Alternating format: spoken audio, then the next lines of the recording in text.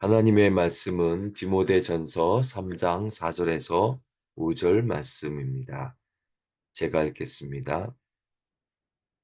자기 집을 잘 다스려 자녀들로 모든 공손함으로 복종하게 하는 자라야 할지며 사람이 자기 집을 다스릴 줄 알지 못하면 어찌 하나님의 교회를 돌보리요. 아멘.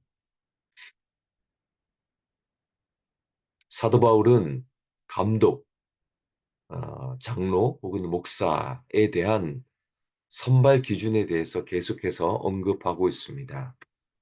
지난주에는 어떤 개인적인 성품을 가져야 감독으로 선출될 수 있는지를 살펴보았다면 오늘은 어떻게 가정에서 행동해야 감독으로 선발될 수 있는지 그 자격 조건을 소개합니다. 솔직히 가정에서의 삶은 잘 눈에 보이지 않습니다. 개인적인 프라이버시이기에 교회의 리더가 될 사람이 가정에서 어떻게 행동하고 자녀들과 또 아내와 어떻게 관계하는지를 잘 알 수가 없습니다. 그럼에도 불구하고 사도 바울은 교회의 리더가 되기 위해서는 가정에서의 삶도 반드시 고려해야 함을 강조하고 있습니다.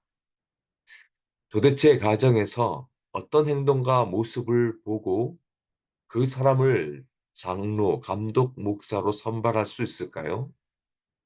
우선 4절 말씀을 보시면 집을 잘 다스리라고 말합니다. 감독 후보자는 첫 번째로 집을 잘 다스릴 줄 알아야 합니다. 여기서 사용된 다스리다라고 하는 단어는 교회를 다스리다라고 말할 때도 똑같이 사용됩니다. 그러니까 이 말은 교회의 다스림은 가정의 다스림과 서로 밀접한 연관이 있음을 말합니다. 그래서 5절에도 사람이 자기 집을 다스릴 줄 알지 못하면 어찌 하나님의 교회를 돌보리요? 라고 말하는 이유입니다. 장로나 목사나 감독이 집안을 어떻게 다스리는 것이 가장 잘 다스리는 것이 될까요? 그것은 뭐니 뭐니 해도 사랑 아니겠습니까? 아내와 자식을 사랑으로 다스리는 것이 가장 잘 다스리는 것이고, 사랑으로 다스릴 줄 알아야 교회에서 그 사람이 감독, 장로, 목사, 리더가 될 수 있는 것입니다. 제가 교회에서 또 신학교에서 강의하면서도 한번 말한 것 같은데, 가정에서의 부부 관계나 부모가 자녀 관계에서 사랑을 어떻게 하는 것이 좋을까요?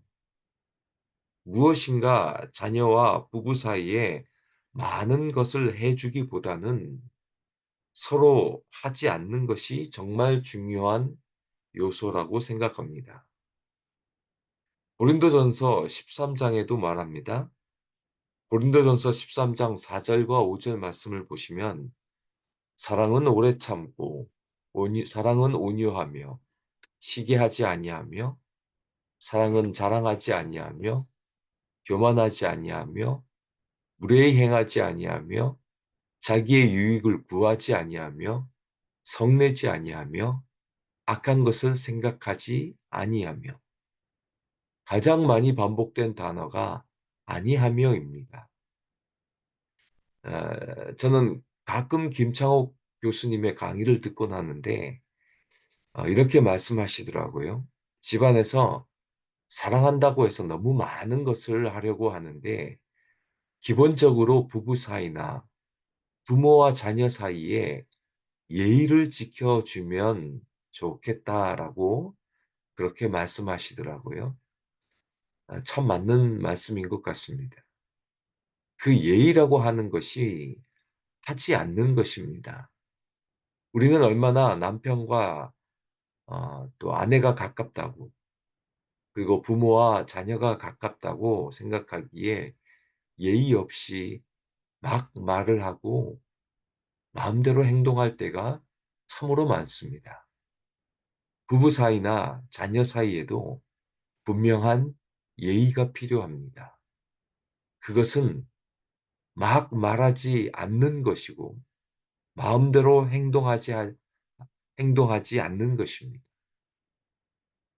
장로가 감독이나 목사 후보자의 가정생활, 그것은 사랑으로 다스리시는 것인데 많은 것을 하기보다 하나라도 예의를 지키며 하지 않는 것이 그것이 어쩌면 가정을 잘 다스리는 방법이라 생각합니다. 그렇게 사랑하며 집을 잘 다스리는 자가 교회의 리더로 선발될 수 있습니다. 그리고 어떤 가정 생활을 보고 그 사람을 감독으로 선출할 수 있을까요?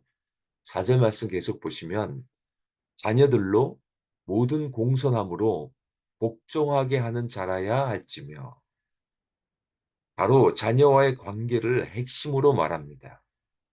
참 이게 힘듭니다. 이 세상에 완벽하게 자녀와 관계하며 살아가는 부모가 얼마나 되겠습니까? 그런데 한 가지만큼은 부모가 자녀로부터 인정받아야 할 것이 있습니다. 그것이 바로 부모의 권위입니다. 모든 공손함으로 부모에게 복종하게 해야 하는 그 책임이 부모에게 있습니다. 왜냐하면 하나님이 가정의 남자에게 권위를 주셨습니다. 부모는 그 권위를 잃게 행동하시면 안 됩니다. 그것은 하나님이 주신 특권을 부모가 소홀히 여기게 만드는 것입니다. 아무리 사랑을 해도 하나님은 부모에게 권위를 주었습니다. 그 권위가 무너질 때 우리 자녀들이 더 힘들어합니다. 오은영의 금쪽 상담소인가요?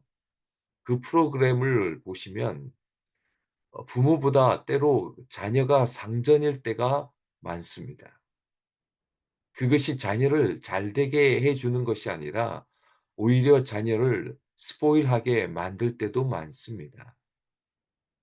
그렇다고 제가 권위주의적으로 자녀를 함부로 대하라고 하는 것이 아닙니다.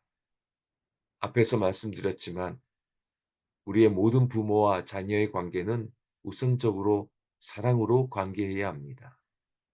사랑은 율법의 완성이라고 말하지 않습니까? 율법으로 자녀를 키울 수 없습니다. 사랑만이 자녀를 변화시킵니다. 법이 자녀를 변화시키지 못합니다. 그럼에도 불구하고 우리 부모님들은 하나님이 주신 권위를 지켜내야 합니다. 오늘 말씀처럼 자녀들로 하여금 공손하게 부모에게 복종할 수 있도록 만들어야 할 책임이 부모에게 있습니다. 그래서 어려운 것인지도 모릅니다.